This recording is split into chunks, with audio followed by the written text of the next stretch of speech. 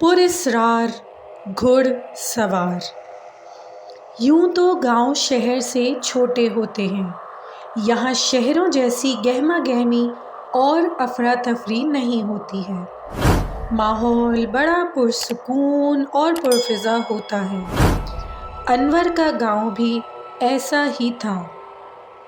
लहलहाते खेत, चहचहाती चिड़ियाँ, आलूदगी से पाक फिजा और सबसे बड़ी बात ये कि लोगों में आपस में बड़ी मोहब्बत थी। मेहमान नवाजी भी यहाँ की पहचान होती है। अनवर के घर कुछ मेहमान आ गए। यूं वो सिर्फ अनवर के ही नहीं बल्कि सारे गांव के मेहमान बन गए। हर कोई इनकी वैसी ही इज्जत और आओ भगत कर रहा था जैसी अनवर के घर वाले कर रहे थे। आने वाले मेहमानों में एक नौजवान भी था जिसका नाम सलीम था और वो अनवर का हम उम्र ही था। सलीम, आओ चलो चलकर गांव में घूमते फिरते हैं, अनवर ने सलीम से कहा। हाँ हाँ चलो, सलीम बोला। वो दोनों घर से निकल आए और एक तरफ चल दिए। फिर अनवर सलीम को लेकर अपने कुछ दोस्तों के पास पहुंच गया। उसने उनसे सलीम का तारुफ करवाया। सब ही सलीम से मिलकर बड़े खुश हुए।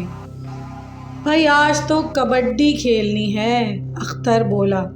वाह वाह, मज़ा आ जाएगा, वसीम ने खुश होकर कहा।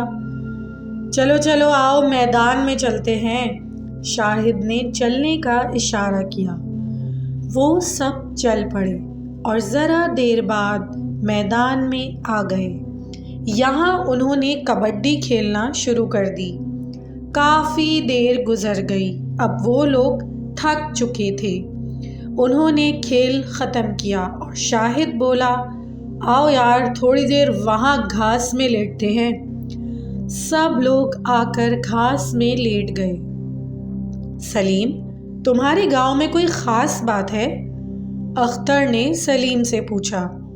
हमारे गांव की लस्सी बड़ी मशहूर है, सलीम ने जवाब दिया। और कोई पहचान? अख्तर बोला। और? सलीम ने सोचते हुए कहा। और तो कोई ख़ास पहचान नहीं है, बस दूसरे गांव जैसा ही है मेरा गांव भी। लेकिन हमारे यहाँ की ख़ास पहचान है, अख्तर ने कहा। वो क्या? सलीम ने पूछा।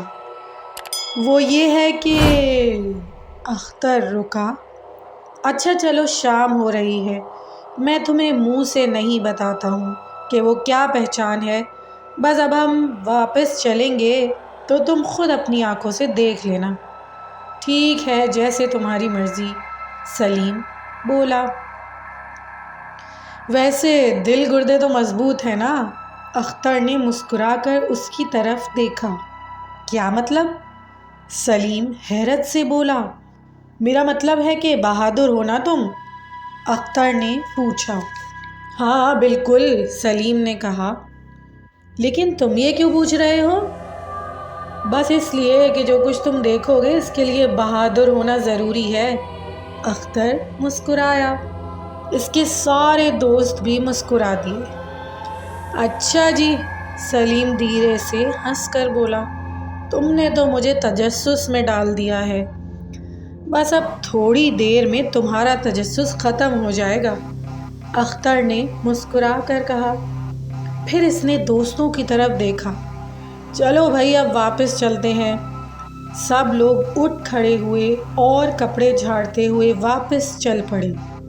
ज़रा देर बाद वो लोग गांव की नीम पुख्ता सड़क पर आ गए। लो जी सलीम भाई, अब किसी भी वक्त तुम हमारे गांव की पहचान देख सकोगे, अख्तर ने सलीम से कहा। ठीक है यार, सलीम बोला।